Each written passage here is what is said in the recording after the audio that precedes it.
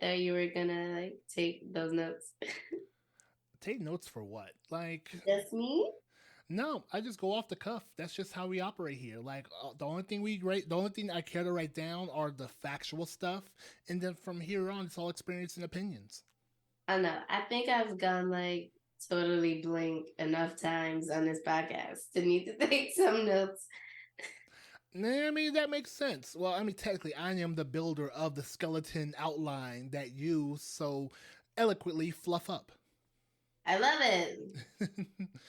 All right. Well, ladies and gentlemen, welcome to another episode of Big Letter, Little Letter Podcast with your host, Hedo. I mean, Jam.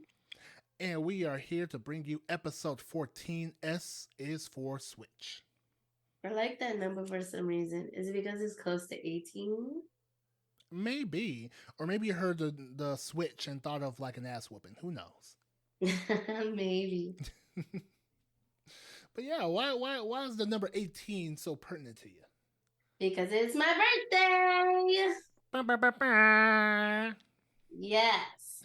If this episode is released perfectly on time, my birthday is tomorrow on April 18th. Look at you in your April 18th Taurus. Cuspy. Come It's on. cuspy. Come on. Look here, motherfucker. I ain't got that good of a memory. I am an Aries, full fire, okay? I do what I want. A whole lot of rage behind that tiny, tiny voice. Listen, I get things done. Okay, I got you. Well, happy early birthday to you. Thank you. Got anything crazy going on for it? Well, I plan my own birthday parties at my job because you can do anything with kids. So I'm going to have a tea party. And I'm about to spill my business, but I'm about to find a bunch of the Alice in Wonderland decorations that say Wonderland and then add 30 in front of them. So it's going to be 30 Wonderland. Okay, okay. I mean, kids are involved, so we can't really involve the dirty 30, so. It's okay. They'll be all right. It'll be a tea party. It'll be fun for me. It'll be like, have fun with me. You can sneak in the whole little of you and be like teasing crumpets. Yeah, just a little bit. It's gonna be a little fun. I mean, they don't eat nothing, so it'll be like a lot of cream cheese and toast. But I'll get to have super cute snacks and cupcakes and cookies. And it's gonna be amazing. I get to be a little in public. And then I'm hoping to get some of my zaddy witches done on my 3-day weekend next weekend. Well, all right then. See, over here, progressing, aging, and figuring out how to incorporate some of your likes into the actual regular world. Yes, you too can bring BDSM into your public world. I mean, who knows? You know, you got some people with the butt plugs at work, so. I'm not there yet. Listen, don't do it to me. That's to me over the edge. All right, But all you know right. what I would like? If anybody wants to tell my daddy, I really want a necklace that I can wear outside. That is my daytime collar. A Spread necklace. It sounds like something we talked about in an episode. C is for collar. that. We sure did. I'll be sure to throw a nudge, nudge, wink, wink in one of the discords or chats that we're in. Yeah, y'all go on in and let him know. I know it's a bunch of people that we know mutually listening to this episode. All right, what else you got going on? I'm super excited for camp. So we're officially 1 week away, 2 weeks away, Oh, and I'm planning my outfit. girl, you mean a month away? You were extra excited to Oh not realize wait, it's not 4 weeks yet. away. I am super seats. Now I'm starting to think about camp, but I have submissive weekend coming up with Black Queer Dom, who also started a community for queer and trans folks. And I think that's really awesome. We've all been super gay in our chat so far. I love that for And y'all. I know, but I want to be like cute for them and stuff. So I've been trying to plan outfits that are like cute but also comfy because we're doing yoga in the morning. Because I just started following Black Queer Dom on IG. And personally, I love the concept. I love the space because sadly in this world, there's a lot of defaults. And so normally, when it comes to BDSM, kink, swinging, relationships, the default's always binary. And so to Right. have a space that is inclusive for trans, non binary, queer individuals so they can just be their wonderful selves, well, have to tiptoe a line of like, hey, all right, my bad, let me mind your heterosexual business. It's kind of like it's a dope to like. My overall concept is if there isn't a space for you, then make your own damn space. So I'm Oh, always for happy to sure. see this thing.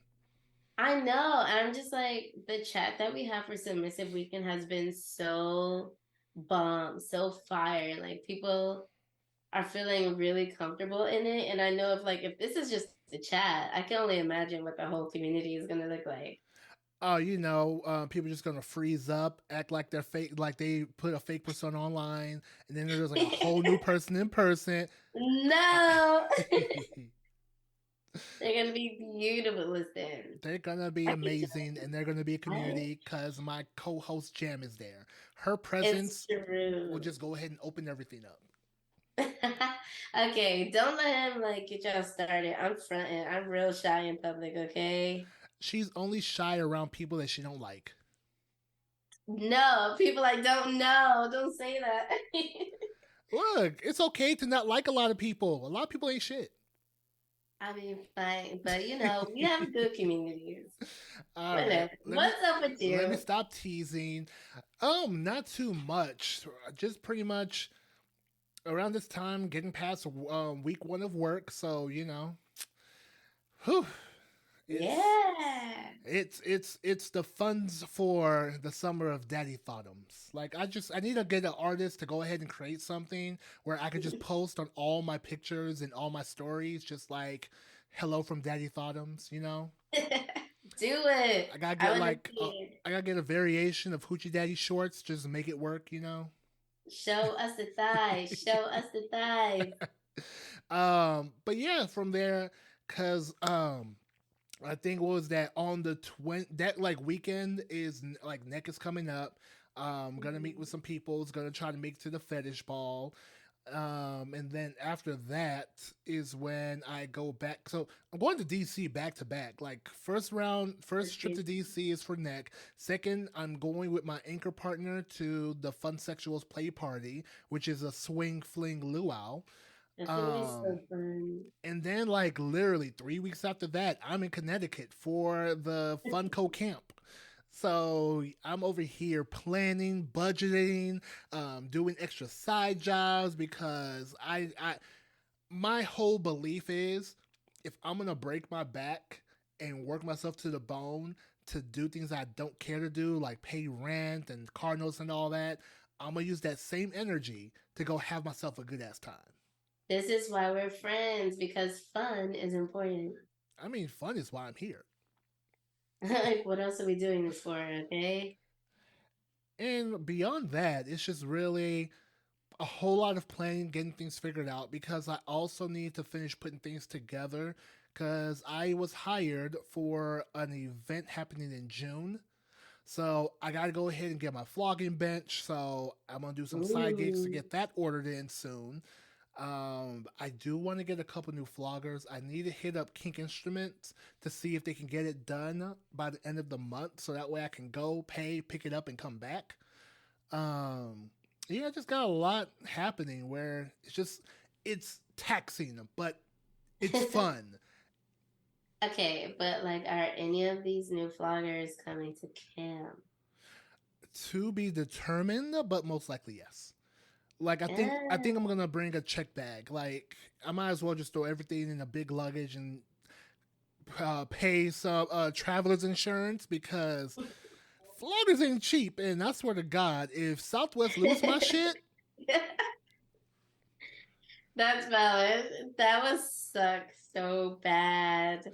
that's why I'm trying to aim for one way flights. Like every time I go somewhere, like one way. That's all I want. Just get me directly Yeah. to there. Therefore, if I know my luggage is lost, then there's no like there's at least I would know sooner rather than later. Are you gonna have a big ass carry on? You know what you should get? One of those duffel bags that has like the compartment for people to like put their hanging dresses and stuff, Oh yeah, I've and they seen can that. It's lay like those. it lays flat and then you fold it Yes, into a duffel bag. Yes, yes. I've seen that. I want to get one. My big problem is every time I go into the airport, my floggers get me flagged at the X-ray machine, I mean, and like I whatever. gotta always take them out, and I'm like, here they are. Yeah, it's just weights at the bottom. It's nothing crazy because the inside, if you like X-ray the bottom where the handle is, there Yeah, is like a weight inside that looks like it's just like a little weird dumbbell. that That's feels what so it looks sexy. like. I mean, is it? And they're always like, "What is this?" And then they pull it out. I was like, "Is this it?" And they have to Sometimes they rescan it, and I'm like, "Shout out to the one brother." Nice. There was one brother man that was over there. It's like, "Oh yeah, these are floggers." And I looked at him. He looked at me. We gave like a subtle nod, like we know what's up. And then we just Okay. like, "Yeah, he's good. Keep it moving." I'm into it.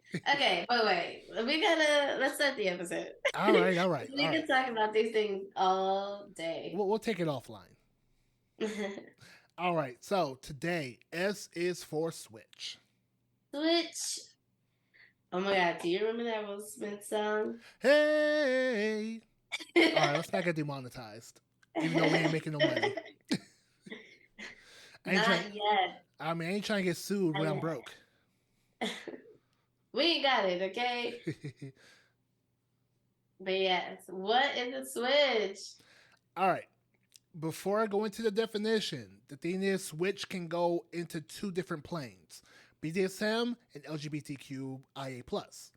We are talking strictly about the BDSM side of Switch. Because when it comes to the whole LGBTQIA+ side, a switch or a verse that talks about someone that's over here giving and receiving in whatever relationship that they have.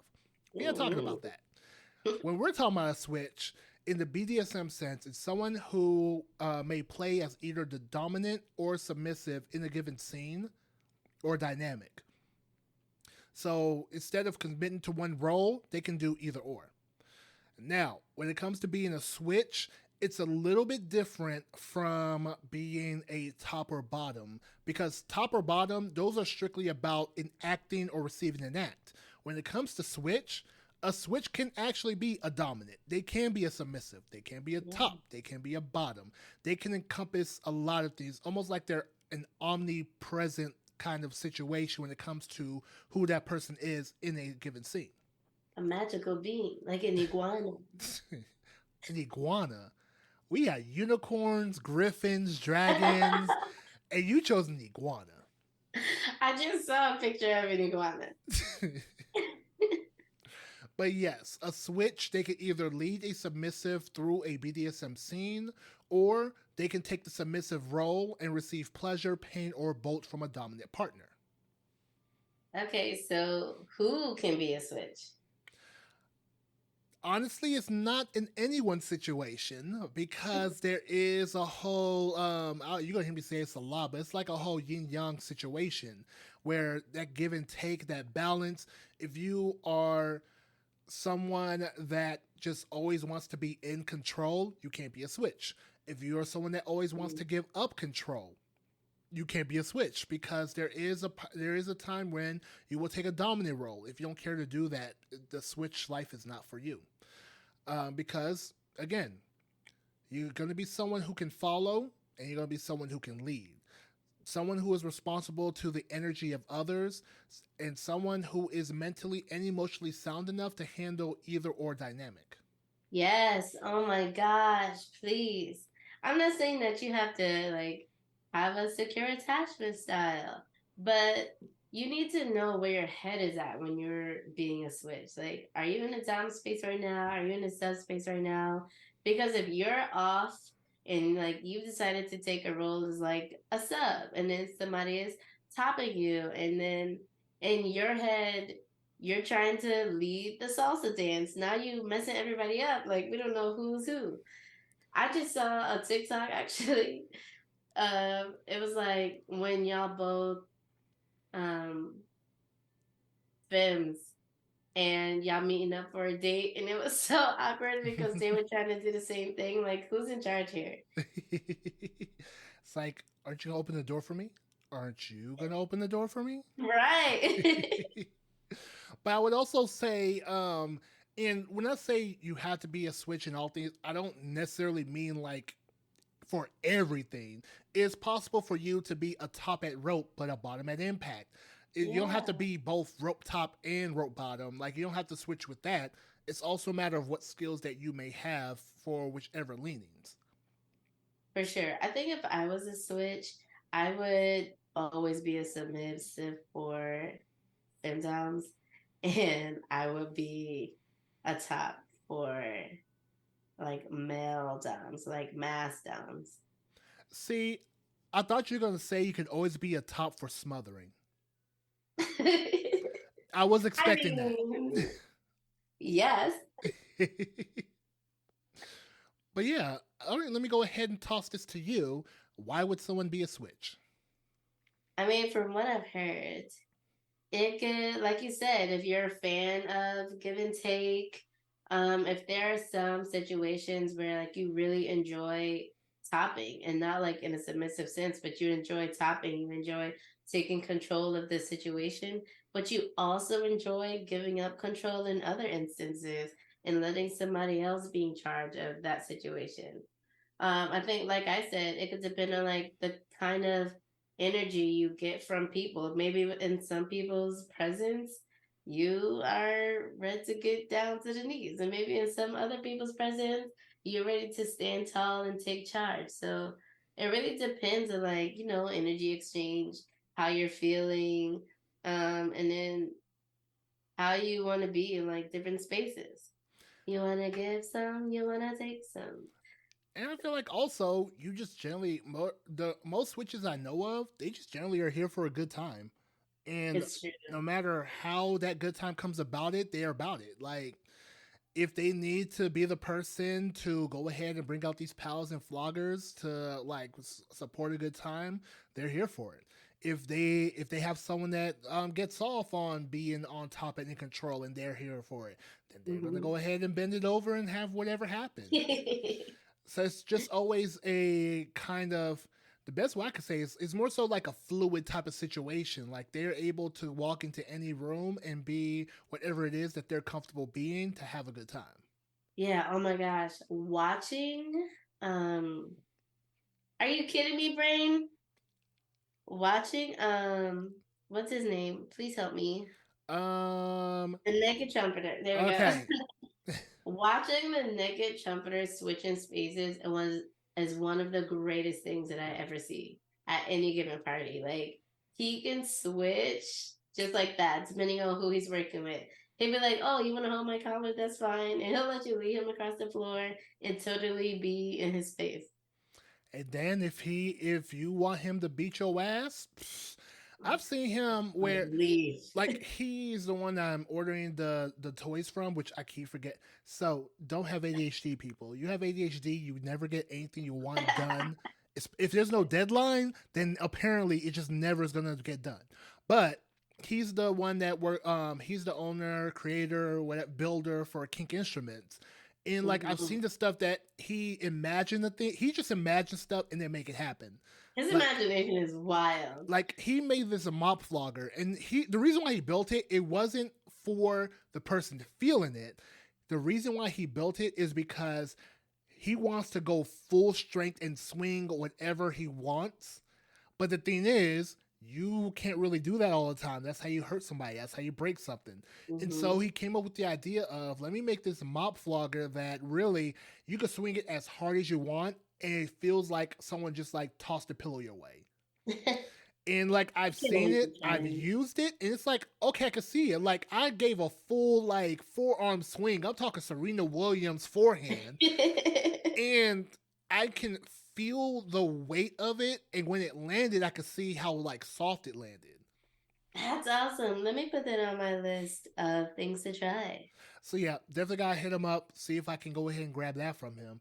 But I mean, Mhm, that's the whole thing. It's the reason why you want to be a switch is because you are not restricted in how you have fun in a given scene or dynamic. right. Honestly, and they're some of the best communicators I know.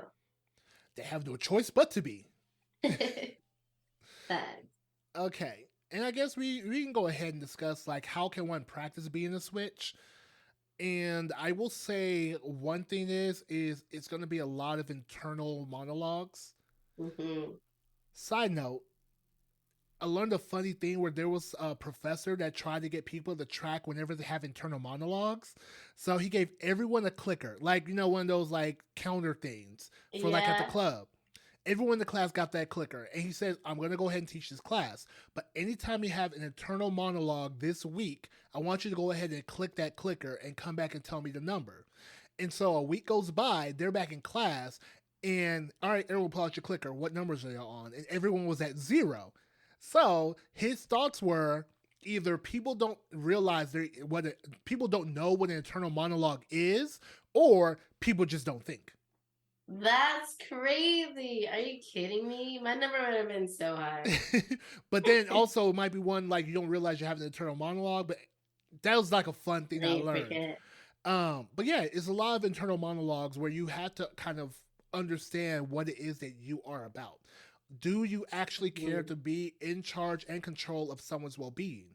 Do you Right. care to also have a person be in charge and control of your own well being? Like, what That's. does that look like? What it is are you willing to top for? What is you willing to bottom for? What are your Hmm. limits? What are your dynamic goals? Like, there's a lot of things you gotta like look and figure out in order to figure out like how you can practice your version of being a switch. Oh my gosh. That seems like such a mental load. I don't want to like discourage anybody from it, but I'm over here like the things that I think about just as a submissive. And like to have to think about those things and also when I want to be dominant, like props to all you switches out there, okay? They be out here doing the Lord's work. They are doing the Lord's work. But like they're also having so much fun because like you can be whoever you need to be for any type of situation, any kind of experience. I would Because say if I walk in the room full of subs, like I'm just another sub, and we all looking for somebody to be in charge. both looking for someone to open the door for y'all. And I would also say a good practice is honestly kind of exploring different spaces Yeah, because who you are in one space could be someone completely different in another space. You got to interact with different people. Some people are shy and soft. Some people are loud and abrasive. Some people are in the middle. Like you got to kind of what's the word I'm looking for? It's kind of like find yourself in the sea of people hmm, so that way you can actually practice your version of a switch more authentically. yeah, it's definitely that energy exchange. I don't know. I'm gonna find some like non-spiritual way to try to explain to all you science heads, but it's energy. Like you feel it in your body. Like who makes you feel comfortable? When do you feel most comfortable around what kind of people? That matters. Yeah. And do you let me see. So Jam, is there anything else that you think that one can use in like how to practice being a switch? Um, I mean, besides like self exploration of like when you're exploring your kinks and you're bottoming for it so you know how it feels, and then you're topping so you know how to do it. Like, did you like either one of those better? Is it something like I really like bottoming for it, but I really don't like topping for it, you know? Ooh, Um, I just thought of another one. yeah. Have conversations with other tops, bottoms, and switches Yes. because it's kind of like you want to see where their mentality is at. Like you want to learn both roles. Like how what is a Hmm. sub thinking about? What is a dom thinking about? You want to go Hmm. ahead and kind of put those together because since you're doing both roles, like I'm already a proponent of DOMs learning how subs go about things as well as subs learning the DOM role. That way, whenever something's going wrong, you understand, yo, this ain't right. I feel like Yes. when it comes to switches, it's kind of the same thing, except you want to know when everything is right and how to avoid the wrongs. And the best way to do that, talk to people that's already established in their roles. For sure. It's kind of one of those things where you have to be a lifelong learner. Switches are lifelong learners. All kinksters are lifelong learners. All kinksters are lifelong learners. That's a fact. They should be. Do your Hopefully they vetting. are. Like, I can talk to anyone I know that's been in this life for over 20 years and they still say, oh yeah, I'm still learning new things. Yeah.